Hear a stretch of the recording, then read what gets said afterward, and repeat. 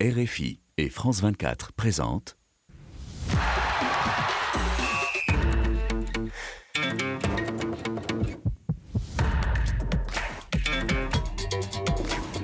Radio Foot International, le Café des Sports, Annie Gasnier. Bonjour à tous et bienvenue dans le Café des Sports de France 24, de RFI et aussi du Facebook Live. Ce premier Café des Sports de l'année 2024. Alors, toute l'équipe et moi-même, on vous souhaite une très joyeuse année, très belle, très bonne et très agréable surtout à suivre, notamment évidemment sur les rectangles verts et particulièrement en Afrique, évidemment. Bonjour Rémi Ngono. Bonjour Annie. Bonne année. Santé, prospérité. Vous êtes en forme ? Et surtout, oui. La seule chose où je ne suis pas très en forme, c'est qu'il semble que mes poches sont trouées. Mais sinon, prêt pour rentrer sur le terrain. Ah oui. Ouais, c'est vrai. Oui. Bonjour Xavier. Bonjour Annie, bonjour à tous. Bonne année aussi à Oui, vous. meilleurs vœux à tout le monde, à nos auditeurs en particulier. Bonjour Philippe Doucet. Meilleurs vœux, Madame Annie. Bonjour Monsieur Philippe. Tout va bien ? Tout impeccable. Vous aussi prêt à rentrer sur le terrain ? Sur l'arène. Mhm. Oui. Ah. Enfin. Ouais. On l'attend depuis longtemps, cette canne. 2 ans. Oui, mais celle-là, je sais Ça pas, aurait on pu l'attend être plus court. que les autres. Ah oui, peut-être. Et on va en parler. Bonjour Frédéric Suto. Bonjour Annie, bonjour tout le monde, Est-ce bonne que tout le monde est là ? année. Tout le monde est là, les auditeurs, la course contre la montre là pour être le premier à nous donner quelques nouvelles du continent. Mamadouba qui a dû lire le menu sur la page Facebook de Radio Foot. Il faut comprendre que c'est une émission spéciale Cannes aujourd'hui, nous dit-il. On est obligé. Ça serait difficile quand même sur RFI et France 24 à la veille de ce début de compétition de ne pas en parler. Alors justement, au cœur de nos débats, cette CAN est désormais le compte à rebours et de quelques heures avant le coup d'envoi du premier match de cette 34e Coupe d'Afrique des Nations. La fête africaine autour du ballon rond a déjà commencé au pays des éléphants. Les stades des 5 villes hôtes sont prêts.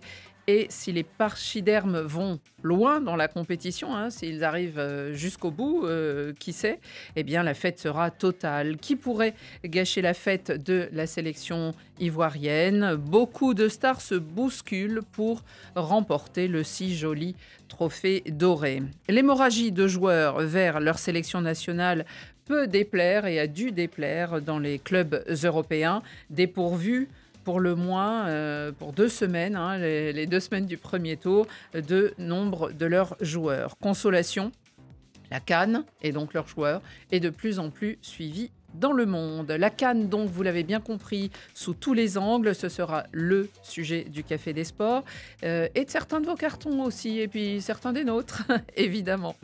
Au générique de cette émission, David Finzel m'a aidé à préparer l'émission et Laurent Salerno est à la réalisation. Souel Kedir, Yann Bourdela et Robin Crusno nous ont aidés aussi pour les moyens vidéo. Le Café des Sports, les débats sont ouverts.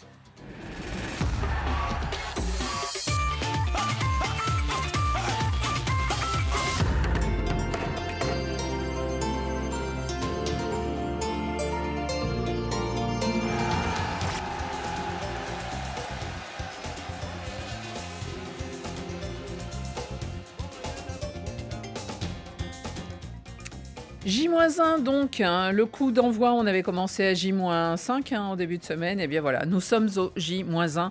Le coup d'envoi de la 34e CAN aura lieu dans quelques heures, dans une ambiance déjà très animée en Côte d'Ivoire, et particulièrement donc dans les 5 villes qui recevront des matchs de San Pedro au bord de l'océan jusqu'à Korogo tout au nord, et en passant par Abidjan, en passant par Yamoussoukro et par Bouaké.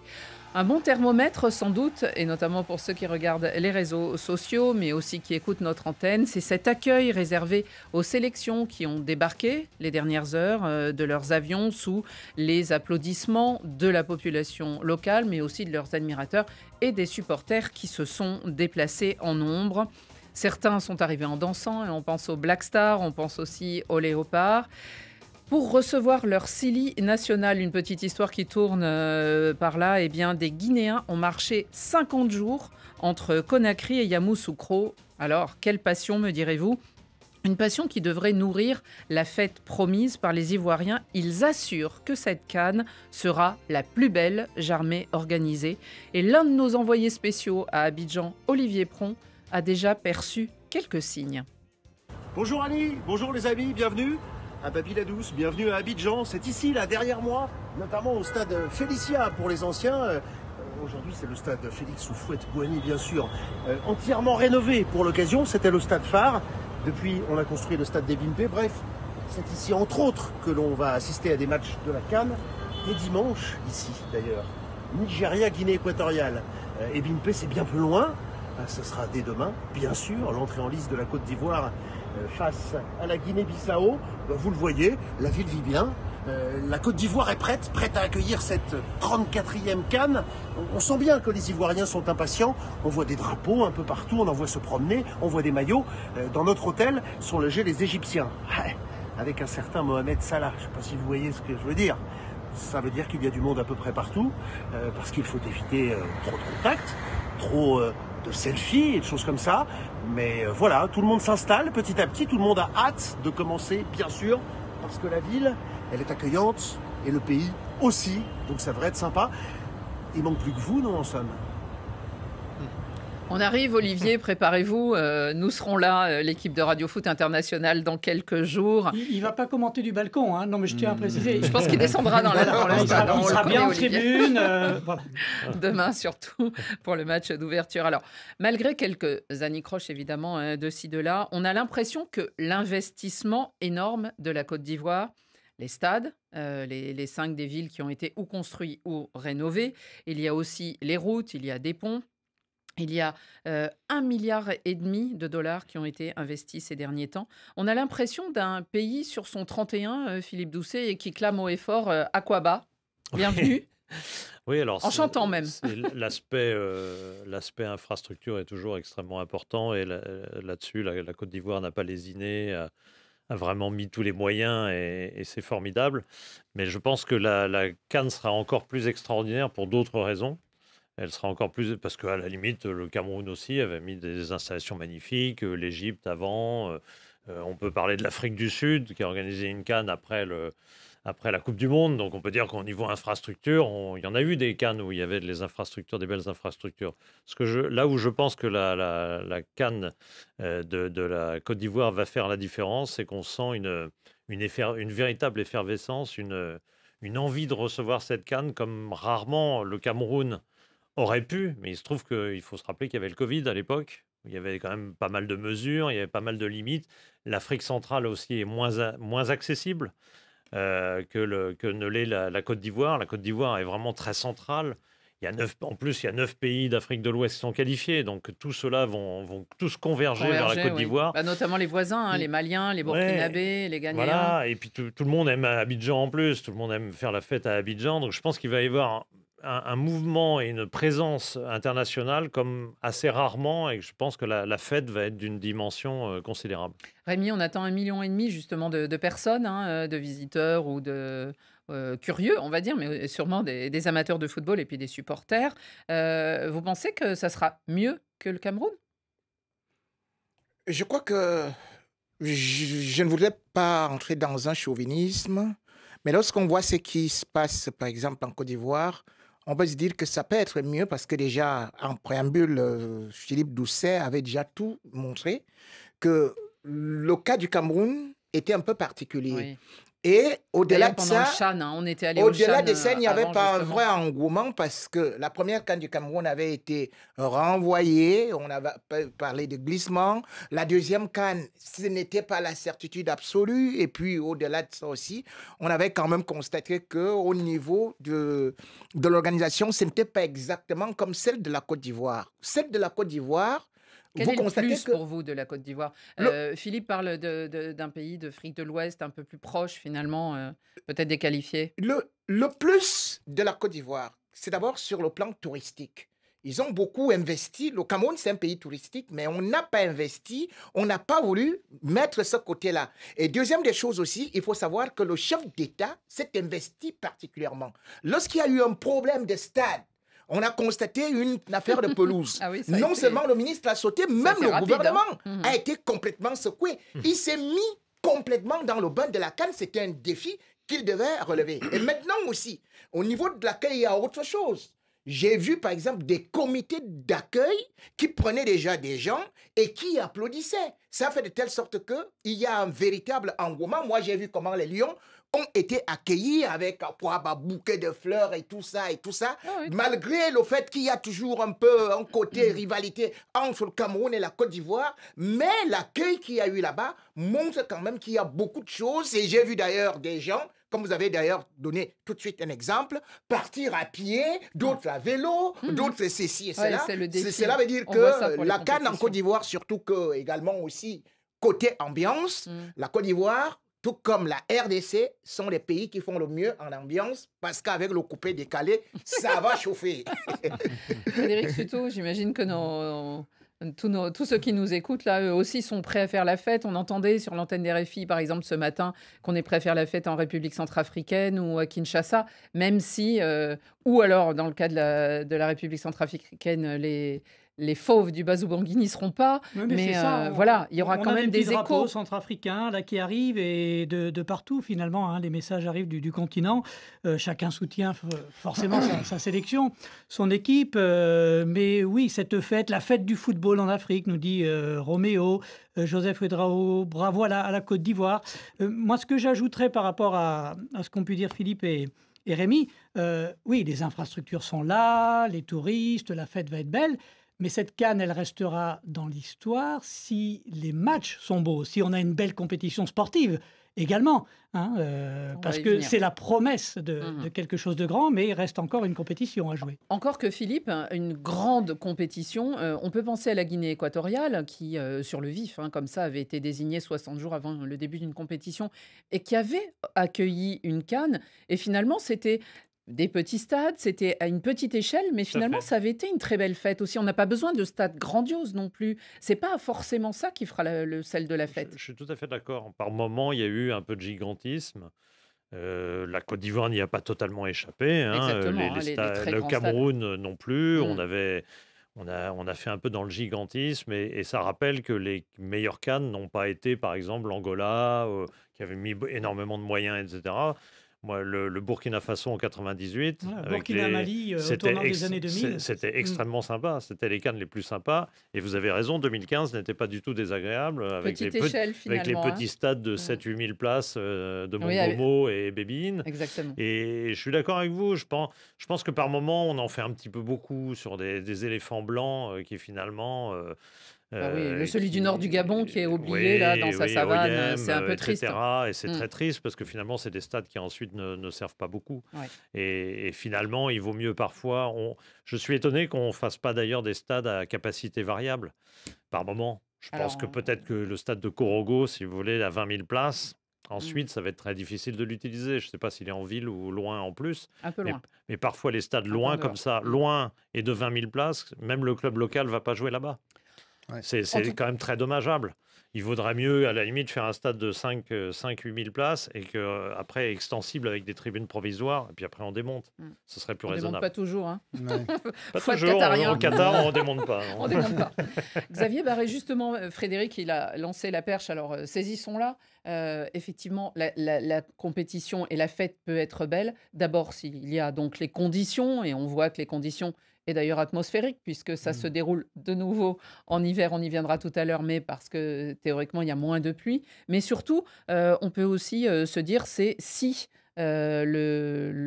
une fois que le niveau organisationnel est dit, c'est aussi le niveau de la compétition, le niveau des matchs. Et là, on aura quand même pléthore de stars, hein, si je vous en cite. Je vais pas toutes les donner, mais entre Mo Salah, Victor Osimhen, Sadio Mané, Achraf Hakimi, Chancel Mbemba, Riyad Mahrez et d'autres, ça veut dire qu'il y a beaucoup de stars et que ça, c'est garanti d'un bon spectacle. Alors, c'est en tout cas la... Comment? C'est quoi ça? Qu'est-ce qu'il y a? Et la première des cinq qu'il J'ai fallait oublié. citer. André Onana. Ah non, mais Il est la pas vraie encore star arrivé. qu'il fallait citer, c'est Aboubacar Vincent. Le dernier meilleur buteur Non, de la CAN avec Sadio 8 Mané buts. et le tenant du titre. Hein, et Kalidou Koulibaly. Merci Rémi, merci. J'avais pas oublié. Priorité à l'âge. Ce qui est intéressant, c'est qu'effectivement, ces grands joueurs, il y en a plein, vous avez cité, qui n'ont jamais gagné cette Coupe d'Afrique des Nations. À commencer là, il y en a par beaucoup sur Mo ma Salah. liste. Oui, Ouais, Ouais. il n'a jamais gagné. Il y a que Il y a Didier Drogba, on l'a Sadio Mané, rappelé Mahrez. dans Il l'émission connaît bien cette semaine. les finales, Mo Salah, mais Oui, pour l'instant, ils il n'ont a jamais jamais gagné. Donc quand on regarde leur palmarès, on dit il a gagné avec Liverpool, il a gagné avec Chelsea, il a gagné avec le Bayern. Oui, mais avec son pays, il n'a rien gagné. Regardez ce que ça a fait pour Messi. Toutes Oui, ces mais années à courir Vous pensez après un que Didier trophée. Drogba, ça fait pâlir son aura? Ah ben, on en a parlé cette semaine dans Radio Foot. Quelque part, le fait qu'il n'ait pas réussi à gagner avec la Côte d'Ivoire, c'est quelque chose qui lui manque sûrement. Ça change, oui, mais à son palmarès, il a gagné partout, sauf avec son pays. Et Il est est-ce allé que en c'est finale garanti 2 fois d'un et beau il a spectacle? perdu. Il n'a pas Alors, réussi à être bah, élu à la tête de la fédération. oui, non, mais non, peut-être qu'indirectement. Donc, la garantie d'un beau spectacle, pas forcément, parce qu'on sait que quand l'enjeu peut tuer le jeu. Mais ce qui est certain, c'est qu'en tout cas, il y aura de l'implication. Ça, c'est évident. Vu les espérances qu'il y a dans toutes ces grandes équipes pour arriver à gagner et pour un certain nombre de stars à gagner enfin, on a la garantie que là, on va avoir une compétition où il va y avoir une implication totale. Je me souviens de certaines éditions, je crois que c'est le Sénégal en 2012, qui se fait sortir dès le premier tour, alors que tout le monde les attendait loin dans la compétition. Parfois, vous avez des équipes, effectivement, qui par le passé sont arrivées, et puis les joueurs n'étaient pas forcément totalement impliqués. On n'est jamais à l'abri. L'Algérie a fait un flop total la À la- dernière CAN. Oui. Ça arrive. C'était la pelouse, Philippe. Oui, bien sûr. Mais on n'a pas eu le Bien sûr, sentiment. bien sûr, j'avais oublié. La pardon. pelouse camerounaise. On n'a pas eu le sentiment. J'avais oublié, Quelle c'était mauvaise Japoma. foi. Ouais, c'était On n'a Japoma. pas eu le Et sentiment quand qu'ils avaient on laissé a battu filer. l'Algérie à Ils ont- domicile chez eux là, pour aller à la Coupe du Ah, Monde. mais ça, c'était pas la CAN. Vraiment. Bon, non, donc je pense que moi, oui, non, il y aura grande intensité dans tous ces matchs. Rémi, est-ce que selon vous, le niveau de la CAN, le niveau de la compétition augmente à chaque édition et peut-être justement parce que de plus en plus, les joueurs africains, on y viendra tout à l'heure, mais jouent dans des grands clubs? Oui, on peut le dire que des joueurs sont dans des grands clubs, mais à dire vrai. Et dites-moi À vrai. dire vrai. Dites-moi vrai. Lorsqu'on va dire que les joueurs sont dans des grands clubs, qui à l'époque pouvait jouer, par exemple, comme Samuel Eto'o au Barça et briller? Quand on me parle aujourd'hui des grands clubs, je me pose des questions lorsque vous regardez la foultitude de stars qu'il y a eu souvent dans le continent africain qui évoluaient dans de grands clubs. Ce qui est seulement aujourd'hui, c'est que la CAN est beaucoup plus médiatisée qu'à l'époque. Oui, ça, on va y venir. Mais c'est pour ça qu'on dit que lorsqu'on essaie de regarder la valeur intrinsèque des joueurs, Moi, je voulais de la dire les CAN, matchs. parce qu'il n'y avait même pas de... Parfois, en 76, quand vous regardez certaines méga stars, quand vous regardez Gigi Okocha, moi, j'ai bien envie de voir quel joueur africain peut avoir le talent de Gigi Okocha. J'ai besoin de voir une équipe qui peut atteindre le Et est-ce que niveau ça peut être de cette équipe du Cameroun qui des avait les méconnus? Jérémy Njitap et qui avait une foultitude de stars avec les Mboma qui étaient capables de s'imposer dans des grands clubs. Oui, aujourd'hui, les joueurs africains sont certes dans des grands clubs, mais j'ai dit, lorsqu'on essaie de voir à peu près, le seul ou les seuls qui sont actuellement dans des grands clubs, c'est Mo Salah et peut-être aussi Osimhen. Bah oui. Mais aujourd'hui, Riyad Mahrez, Hakimi, il est reparti au un PSG. peu, voilà. On a vu Sadio Mané qui est parti en Arabie Saoudite. Oui, mais on va pas sauf faire- qu'aujourd'hui, Oui, mais c'est des c'est joueurs- le niveau global. C'est des joueurs qui ont été capables de s'imposer au très haut niveau. Le niveau global. Maintenant, des sélections a beaucoup évolué parce que sur le plan tactique, aujourd'hui, les équipes africaines sont difficiles à battre. Les équipes africaines on le voit sont en Coupe beaucoup du plus Monde. professionnelles. Donc, c'est des équipes qui sont beaucoup plus collectives qu'individuelles. C'est pour ça que je ne veux pas qu'on cite une seule star parce que Non, d'ailleurs, non, il y a non. un proverbe africain qui dit une seule abeille ne fait pas de miel. C'est une seule hirondelle ne fait pas le printemps. Voilà. Ça, c'est le nôtre. Il y a- C'est notre- Philippe, il y a faut une voir- chose, Ah, mais c'est il est moi, là aussi, man. moi je parlais. Oui, on le voit derrière vous aussi, Men tout beau là quand il a reçu son Café World, comme on dit, hein, sa distinction africaine. Philippe, vous qui les suivez aussi depuis si longtemps, les CAN, est-ce que quand même, alors je parle des stars parce que je me dis dans leur sillage, est-ce que on voit une hausse du niveau de jeu parce que de plus en plus aussi jouent à l'extérieur, ou est-ce que c'est quand on Il y a- comparable à une Coupe du Monde, par exemple, le niveau de la CAN. Non, faut pas Parce que là, on va comparer. avoir des belles pelouses. hein. D'abord, il ne faut pas comparer parce que le contexte n'est pas le même. Vous n'avez pas la même valeur collective des équipes. Vous avez un contexte de chaleur parfois qui influe énormément. Vous ne voyez pas des. Il n'y a pas de génie tactique sur la CAN parce que il fait chaud. Donc déjà, bon, on va commencer par se replier. Dans certains pays européens ou aux États-Unis, je me souviens en 94, on mourait de chaud. à Oui, la tout Coupe à du fait, Monde. tout à fait. Et ça influe sur la qualité Ouais. du jeu. C'était pas le plus Sur la belle d'ailleurs. qualité du C'est jeu. vrai. Tactiquement, la CAN, ça n'a jamais été quelque chose d'absolument extraordinaire. Et pour diverses raisons. Parfois, on a eu des pelouses lamentables sur certaines CAN. Est-ce que vous attendez à mieux alors là? Oui, je pense que je m'attends à mieux parce que depuis, je ne sais plus quel a été le pic, la catastrophe, je crois que c'était Gabon 2017. Et depuis, la CAF s'est rendu compte que c'était pas possible. Dans le cahier des charges, Ouais, c'était pas on est possible. sévère Et là-dessus. ils sont devenus. Ça n'a pas empêché qu'il y ait des mauvais terrains. Même en Égypte, il y en avait un qui n'était pas terrible, mais enfin, ça allait à peu près. Cameroun, il y a eu le problème de Japoma. Voilà. Et puis, vous avez vu quand Ebimpe s'est révélé catastrophique quelques mois avant il y a eu une véritable réaction de fond. Alors qu'avant, on aurait dit oh, mais si c'est comme ça, vous n'avez qu'à pas venir. Si vous voulez pas jouer la CAN, tant pis pour vous. Avant, c'était comme ça. Ah oui, oh, c'est mais le vrai. terrain lamentable, mais pas du Apportez tout. votre terrain sur Mais la pas tête du et venez tout. avec. Mais pas du tout. Il est aux normes internationales. Nous répondait-on, alors qu'on voyait un terrain lamentable où les gens n'arrivaient pas à jouer. Bon, aujourd'hui, il y a une vraie prise de conscience, donc de ce côté-là. Mais vous parlez du niveau. Moi, je pense que le niveau de la CAN souffre quand même du fait qu'il y ait 24 pays maintenant aujourd'hui. Donc, malgré tout, le premier tour, quand même, est très long. Enfin, et quand d'un on ni- pense à l'euro, et- c'est à peu près et la même chose. Pareil, mais c'est plus homogène.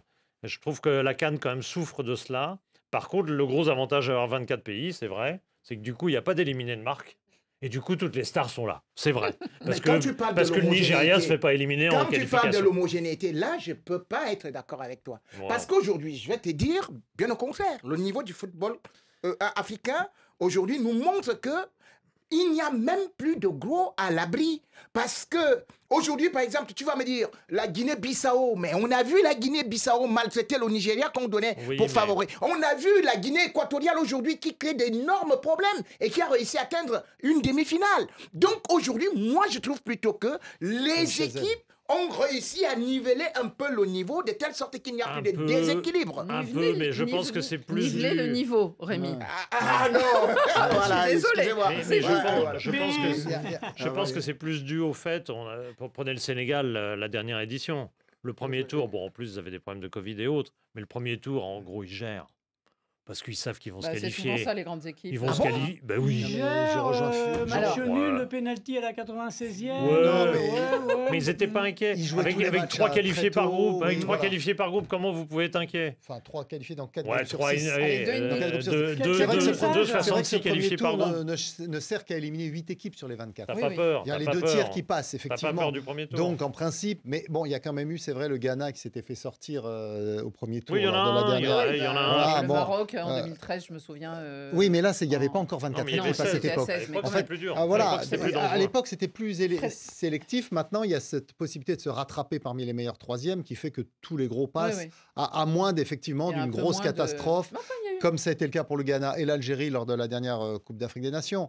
Donc, effectivement, personne n'est complètement à l'abri. Mais en principe, maintenant, toutes les grosses équipes passent. Frédéric, Oui, quelques messages Ça s'excite, hein. d'auditeurs, téléspectateurs. C'est le festival des pronostics, là. Hein. Yarvilan, ARDC arrive et toute l'Afrique tremble. Teli Oumar, Alel Sili National. C'est Samba Djibi également qui nous dit cette année, c'est pour les Mourabitoun. Dedzega, mon favori, c'est le Cameroun. Et puis Teli Ah oui, oui, Meli, oui, là c'est vrai. Teli Meli qui décrypte le proverbe de Rémi, une seule abeille ne fait pas le miel, comme quoi c'est pas juste un joueur qui fait gagner une compétition. Ah oui. C'est ça. Hein. C'est Ah vrai. non, mais C'était ça. mon propos mal interprété était dans le sillage des stars. Ça s'améliore. En tout cas, ceux qui évidemment seront en piste les premiers, ça sera donc le match d'ouverture et ce seront les éléphants, les Pachyderme, n'est-ce pas? Alors, c'est un animal symbole de l'équipe nationale de Côte d'Ivoire, un éléphant qui court toujours dans la brousse Il n'y en a plus beaucoup, je ivoirienne. crois. Non, il n'y en a plus beaucoup, ils font même peur aux habitants parce qu'ils cherchent à manger, mais il y en a encore. Et ils sont à la fois symboles de royauté, de puissance et de sagesse. Mais sont-ils fin prêts pour la bagarre, Rémi? Cette équipe, emmenée par Jean-Louis Gasset, sélectionneur français qui travaille avec eux depuis 2 ans. Pour moi, Pour vous, ils sont favoris. expliquez-nous. Contrairement à 84, les Ivoiriens ont été Là où beaucoup vous avez surpris. gagné chez eux, Oui. La Déjà première. à cette... il y a 40 ans. La oui, première, la c'était première la du première. Cameroun. Oui. Et d'ailleurs, ce n'est que les lions indomptables qui sont les véritables adversaires des éléphants. Parce que d'ailleurs, nous, on est arrivés là-bas et on a fait le coup du Sénégal. C'est-à-dire, on est d'abord parti voir le père Houphouët-Boigny. On lui a dit que bon, nous, on est déjà venus là. Tu fais comment, non? Donc, la qualité qu'il a Mais il n'est répondu plus là, là. Rémi. Bon. Il n'est plus Maintenant, concernant les éléphants, c'est-à-dire que cette fois-là, il y avait 8 équipes. Il faut rappeler le contexte. Il n'y avait que 8 équipes qui se oui. positionnaient là. C'est notre époque. Mais ce que je constate avec les éléphants, c'est que contrairement à d'autres équipes, ils se sont équilibrés sur toutes les lignes. Pourquoi? Parce que vous vous souvenez que contre la Zambie, ils ont perdu en juin 2023, je crois que c'était 3-0. Hmm. Et Jean-Louis Gasset a fait une véritable révolution. Et première des choses, Il il a était un voulu peu la obligé. cohésion et il a aussi voulu, par exemple, vous voyez qu'il n'a pas pris Wilfried Zaha, qui est pourtant très bon. Mais maintenant, cette équipe a une maturité. Et j'ai toujours peur des équipes qui ont une certaine maturité. C'est-à-dire que le milieu du terrain des éléphants aujourd'hui est rassurant parce que vous avez Franck Kessié, vous avez Sangaré, vous avez Seko Fofana. Eh oui, À la tête, vous avez Allaire qu'on croyait qu'il ne peut pas être là. Il y a le petit ailier Boga qui est très très dangereux, sans pour autant oublier que vous pouvez avoir également d'autres alertes qui sont très très fortes. Pour moi, aujourd'hui, la Côte d'Ivoire est vraiment une grande formation parce que d'ailleurs, j'ai vu comment ils ont joué contre le Maroc. Ils ont fait 1-1. C'est eux qui avaient tout le match. Même si finalement, ils ont concédé une égalisation. Pour moi, les éléphants sont bien placés, mais il faut faire attention avec les petites équipes là parce qu'il y a un proverbe africain qui dit l'éléphant est fort, mais il ne parvient pas à attraper le lièvre. Frédéric, cette sélection éléphantesque, elle impressionne? Elle impressionne, si. Parce qu'elle a un pression 12e n'est pas homme. trop forte. Je pense que la clé, ça va être de gérer cette attente incroyable. On en parlait en début d'émission. pression. Tout le Demandez peuple aux ivoirien Brésiliens. qui est là derrière. Et on entendait là dans la série sur RFI cette semaine les anciens ivoiriens qui disaient mais oui, on était paralysés là dans les années 80, cette CAN à domicile que les Sénégalais sont venus. On attendait tellement de nous, c'était trop. Donc il va falloir gérer cette Après, il y pression-là. a des joueurs qui ont Xavier l'habitude de jouer avec la pression dans cette formation ivoirienne, sûr. notamment dans Mhm. des grands clubs. Mais il y a quand même un élément qui est important, ça a été le tirage au sort. Ils n'ont pas été gâtés par le tirage. Parce qu'il y a quand même ce choc face au Nigeria qui peut conditionner la suite du tournoi. Ben oui, Guinée-Bissau C'est pour plus démarrer. un grand Non. Nigeria, si. bah, c'est pas un grand Nigeria, mais s'ils ne gagnent pas, et a fortiori s'ils perdent, ils se retrouvent deuxième, voire troisième de la poule, on ne sait jamais. Ça va être très compliqué. Donc ils se retrouvent tout de suite avec une forme de pression renforcée par cette perspective de ce choc. D'ailleurs, quand on cite les favoris souvent, on cite la Côte d'Ivoire, on cite aussi le Nigeria. On cite l'Égypte, l'Algérie, le Maroc, bien sûr. Et donc ça veut dire que c'est le seul groupe où vous avez 2 favoris. Enfin, le Nigeria, Donc- depuis quelques mois, c'est pas très rassurant. Bah oui, mais ça Donc, reste dans le le- groupe du Cameroun, ça reste là, le les Nigeria. 2 lions du Sénégal et du Cameroun, là, il n'y a pas 2 favoris. Ah, pour moi, il n'y a que le Sénégal qui est favori. Mais bon, Philippe, Franchement, La Gambie. non, pour Philippe, moi, il y a que le Sénégal. cette équipe de Côte d'Ivoire, jouer à domicile, c'est pas forcément signe de gagner. On voit que Bah, depuis déjà depuis l'Égypte en l'Égypte, 2006, voilà, personne n'a gagné à exactement. domicile. le Cameroun en a fait la meilleure expérience. Ouais, Il y avait ouais. des stades entiers qui étaient pour eux, et puis finalement. Ouais, c'est pas mais le, quand le même. public a rarement marqué des buts. Mais quand même, c'est assez rare. l'équipe, ça doit la motiver d'autant. Non, mais il y aura une détermination évidente, mais qui peut se transformer aussi en peur parfois. La gestion même vous omettez juste un point, c'est que l'équipe a été extrêmement rajeunie par Jean-Louis Gasset, qui est décidé à faire jouer beaucoup les jeunes. Et les jeunes veulent, ce qui veut dire que le manque d'expérience. Gradel n'est pas quand même un jeune. Hein. Non, mais Gradel, normalement, il joue pas. Ah oui, mais pour vous dire que... Il n'est pas titulaire, Gradel. Il est Ah pas oui, mais titulaire. maintenant il est au banc, mais quand même, comme Oui, j'ai mais cité Rémi- au milieu de Ouais, terrain, ouais. là, Non, non, Gervinho a les- été très Fofana, longtemps c'est pas là, Beaucoup de et joueurs puis, expérimentés, style ouais. Pépé, Gradel ou autre. Jean-Louis leur a dit, Jean-Louis Gasset leur a dit globalement, Vous n'êtes pas préparez-vous à être sur le banc. Hmm. Préparez-vous, je vais opter pour les jeunes. Il a une véritable Et donc volonté ça, de c'est faire jouer les important. jeunes. Alors c'est important parce que ça a redynamisé l'équipe. Je trouve que les derniers matchs ont été très convaincants avec une équipe beaucoup plus jeune, beaucoup plus dynamique et quelques cadres un peu vieillissants ou qui jouaient pas assez dans leur club ou autre, il les a un petit peu écartés. Mais le risque, c'est le manque d'expérience d'un certain nombre de joueurs de cette équipe En tout par rapport à la cas, pression. il y a dans cette équipe de la Côte d'Ivoire eh bien des icônes en devenir, vraisemblablement. Et on a parlé de Sébastien Haller cette semaine, si tout va bien pour lui du côté santé et physique.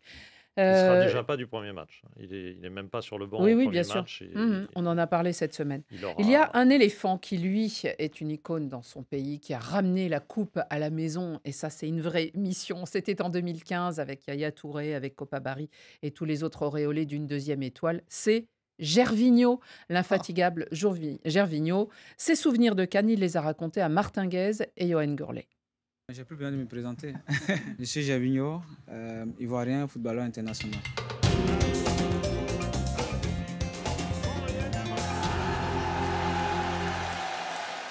On a fait une bonne CAN. Effectivement, on a perdu en finale au tir au but. Malheureusement, on a fait un bon parcours quand même. C'était une belle aventure avec un sélectionneur national, François Zahui. Tir au but. Gervinho au-dessus. Gervinho au-dessus, il a ouvert son pied et le ballon est passé au-dessus de la transversale. Je pense que la vie d'un footballeur, c'est ça. J'étais tellement dessus, toute la Côte d'Ivoire était dessus, mais après, je pense que pour pouvoir faire oublier ça, il fallait tourner la page le plus vite possible et penser à la prochaine CAN. Vu les circonstances où on gagne la CAN en 2015, je pense qu'elle était destinée à nous parce qu'on a raté 2 pénaltys dès les 2 premiers pénaltys. Je pense que c'est pas évident de pouvoir gagner une CAN après. Je pense que ça va être encore un peu stressant pour moi de pouvoir tirer encore parce que c'était le même scénario encore. Et Gervinho, lui, il s'est mis derrière le banc. Il ne regarde pas ça. Il ne veut pas voir ça. Il ne voit est pas. assis sur une chaise en plastique. Tourne le dos à l'action. Pour l'histoire de la chaise, parce que c'était un stress, j'ai préféré ne pas rater et puis m'isoler, prier dans mon coin. Et donc je regardais les tirs au but à travers les supporters. Et là, Gervinho s'est levé de sa chaise en plastique, de sa chaise de jardin. La Côte d'Ivoire est championne d'Afrique. La Côte d'Ivoire est championne d'Afrique. L'image qui m'a encore beaucoup plus touché, c'est quand nous sommes arrivés en Côte d'Ivoire. De l'aéroport jusqu'au stade Félix Houphouët-Boigny, des papas, des frères, des sœurs, des enfants, des mamans avec des enfants au dos, les gens qui criaient, qui pleuraient de joie. Je pense que c'est les images vraiment qui m'ont touché. On a réalisé vraiment qu'on donnait beaucoup de déception quand même à des Ivoiriens parce qu'ils attendaient ce moment-là depuis longtemps.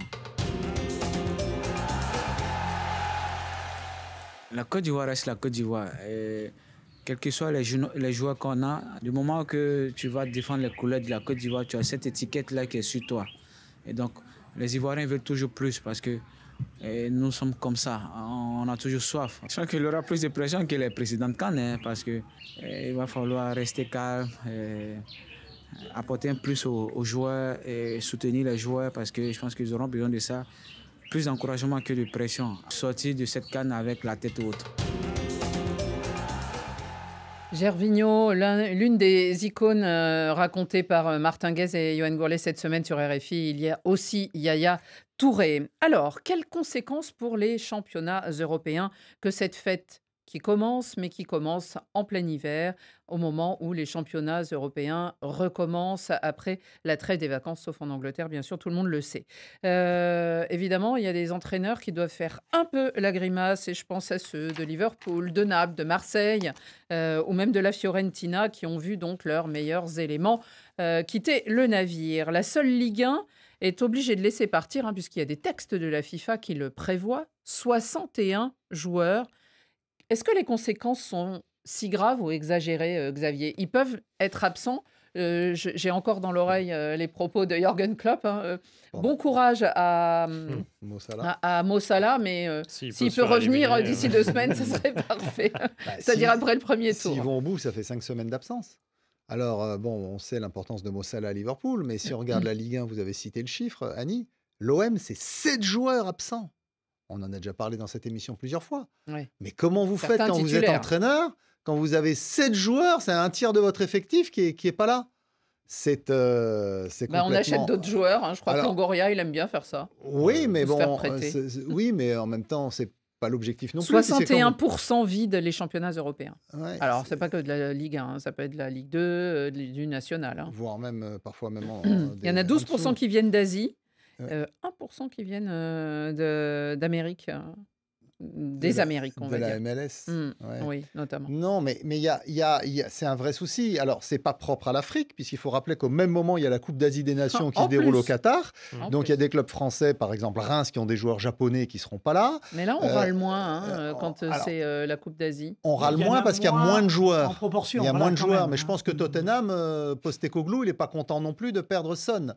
Mais surtout parce que c'est rare que la Coupe d'Asie soit en janvier. Jusqu'ici, la dernière fois, c'était pareil. La dernière fois, elle s'était jouée. Et Son Bon. avait d'ailleurs négocié certains matchs. Enfin, il avait fait des Comme allers-retours. André Onana qui a négocié. Non, mais c'est un vrai souci. Il Mais n'a ça, rien négocié. on l'a déjà parlé, on a déjà évoqué plusieurs fois dans cette émission le positionnement du calendrier international qui a été un vœu pieux de la FIFA pendant longtemps, fait qu'aujourd'hui on se retrouve avec des championnats qui se déroulent sans les meilleurs joueurs, et en même temps c'est normal que la Coupe d'Afrique des Nations se déroule, c'est normal que la Coupe d'Asie des Nations se déroule, que la Copa América, enfin que chaque compétition se déroule quand les confédérations le prévoient. Ce qui est regrettable, c'est qu'il ne puisse pas y avoir une harmonisation. Philippe, est-ce que on crie toujours au loup, hein, on les entend donc ces entraîneurs, mais est-ce que c'est si problématique? Oui, peut-être quand ils se blessent surtout. Oui, d'abord qu'un joueur qui se blesse, ensuite un joueur qui peut être affecté par un échec à la CAN ou qui peut revenir malade. Bon, voilà, il y a des choses qui arrivent. Il y a aussi l'inverse qu'on ne cite pas souvent, c'est-à-dire les joueurs qui reviennent euphoriques parce qu'ils ont vécu un très bon moment à la CAN et qu'ils reviennent et qu'ils sont bien meilleurs en deuxième partie de saison après la CAN plutôt qu'ils ne l'étaient avant la CAN. Je me souviens de Pierre-Emerick Aubameyang avec oui, Saint-Étienne. Je me souviens de Kalou aussi, Salomon Kalou, qui avait fait une très bonne CAN et qui était revenu à Lille, qui avait fait une deuxième partie de saison canon, alors que tout le monde disait ouais, le temps qu'il revienne, mentalement, il sera à Abidjan dans sa tête, ils vont aller saluer le président. Enfin, ça fait qu'une sélection sur 24. Qui revient satisfaite. Oui, non, donc c'est compliqué, ça reste compliqué à gérer pour les clubs qui ont beaucoup de joueurs africains. Non, mais il y a des joueurs qui reviennent satisfaits sans gagner la CAN, heureusement. Ils peuvent être satisfaits de leur parcours individuel. Exactement. Ou satisfaits du parcours de l'équipe, parce que si on est gambien et qu'on va en quart de finale, excuse-moi... sortent des poules, quand les Comoriens... ils reviennent euphoriques. Ils sont même reçus quasiment comme s'ils avaient gagné. Après, les entraîneurs, ils le savent au début de saison. Globalement, ils le savent. Bon, sauf Marseille, est-ce que c'était Bemba qui allait Mbemba ou Aubameyang, puisqu'ils étaient dans la même poule, c'était l'un ou l'autre qui serait éliminé. Mais globalement, ils savent qu'ils vont avoir entre 5 et 7 joueurs, 5 et 8 joueurs qui ne seront pas là. Bon, voilà, c'est Chancel qui marque presque plus de buts que Aubameyang. Rémi, André Onana, vous dites qu'il n'a pas négocié. Lui, justement, ça embête bien Erik ten Hag qu'il ne soit pas là pendant la compétition. Pourquoi ça n'embête pas Erik ten Hag que Tottenham ne soit pas avec son meilleur joueur? On s'en fout de Tottenham. Attendez, à une certaine période, il faut arrêter. Erik ten Hag est là. Mais je ne suis pas l'avocate d'Erik ten Hag. Je vous rappelle que André Onana jouait avec Erik ten Hag. Et pour la première fois, Manchester United a été éliminé de toutes les compétitions européennes. C'est un prétexte.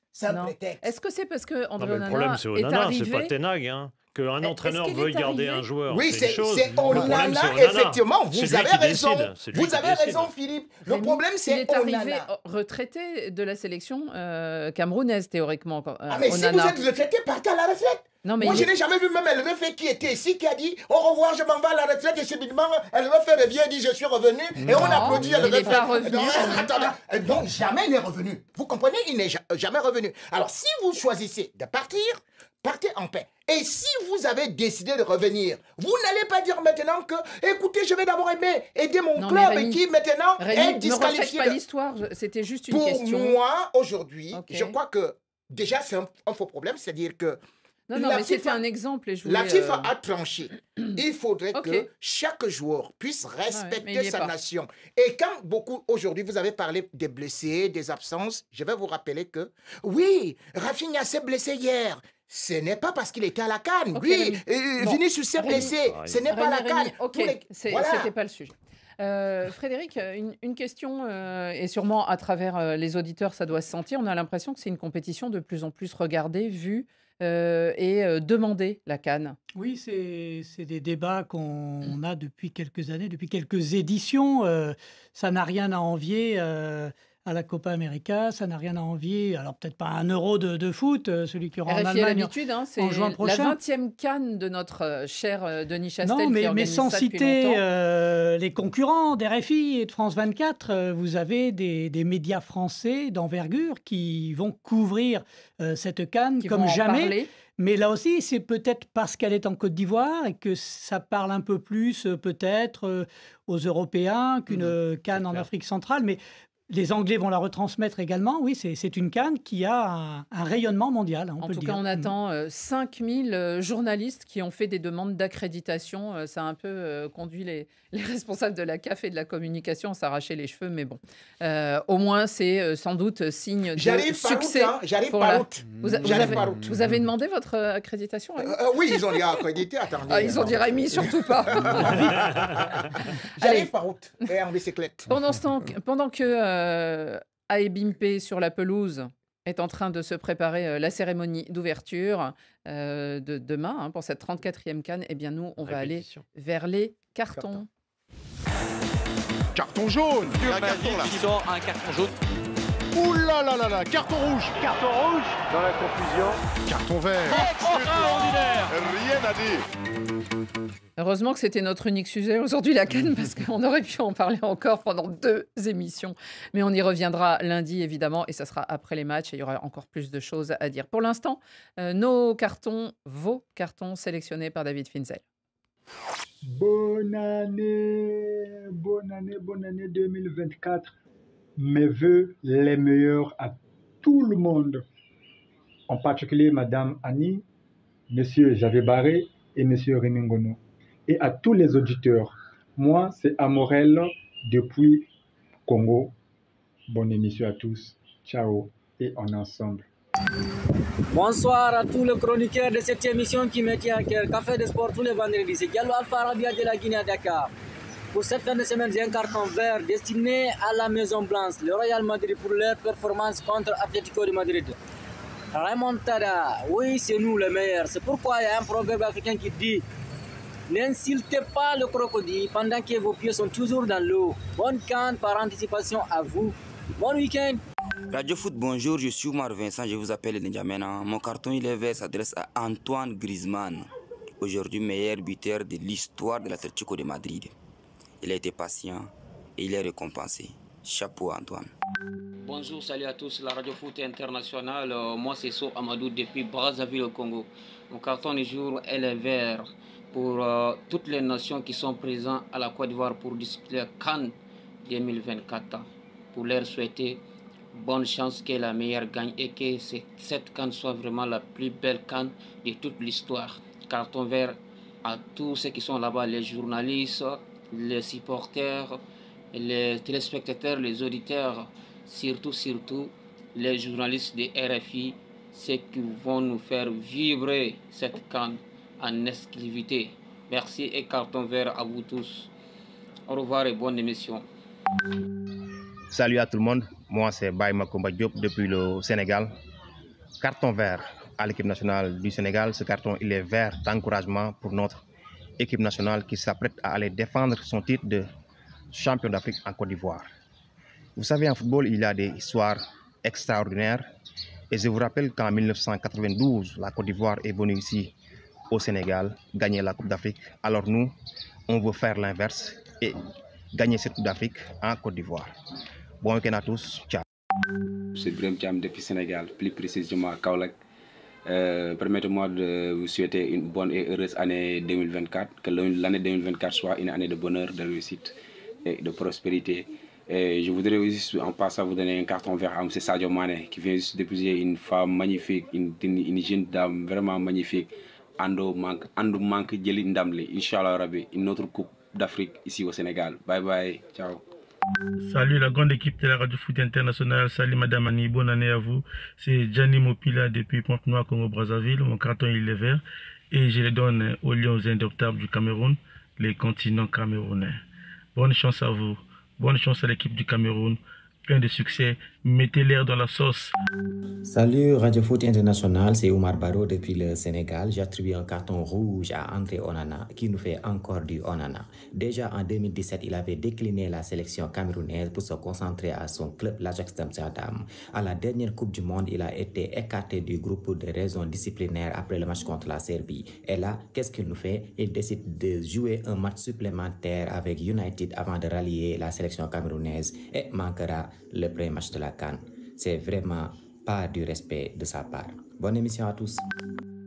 C'est Eric depuis la République démocratique du Congo. Mon carton est vert pour les Léopards dans son premier match contre la Zambie. Ça sera waouh. Et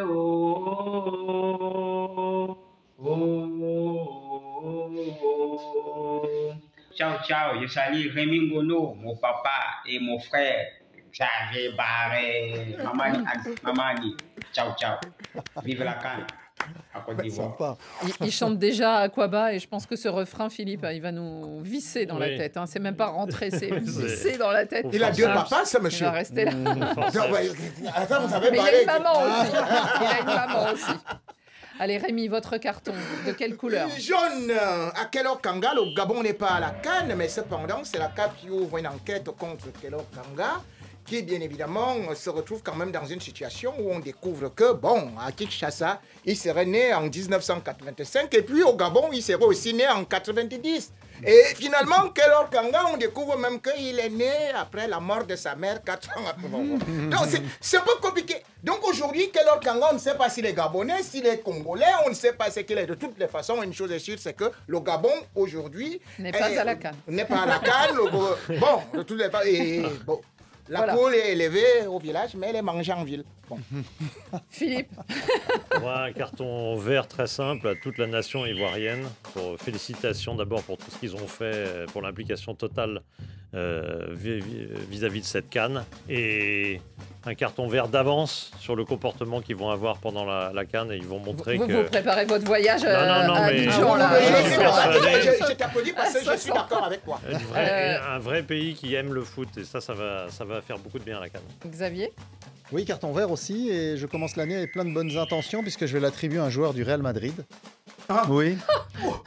Rémi va s'étouffer. Aurélien Tchouaméni.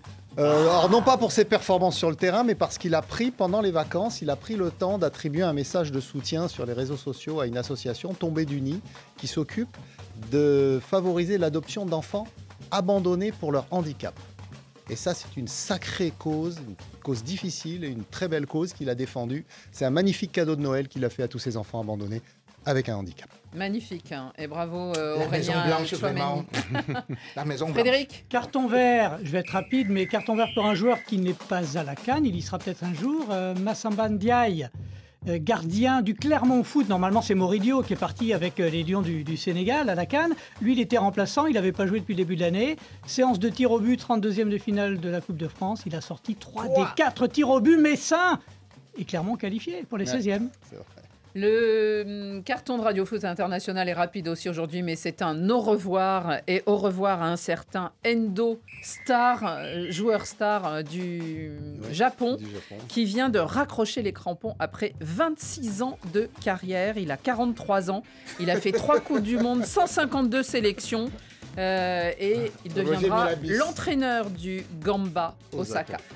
Et c'est la fin de ce Café des Sports. Merci à tous de nous avoir suivis et rendez-vous lundi pour la suite de cette CAN. Merci à tous.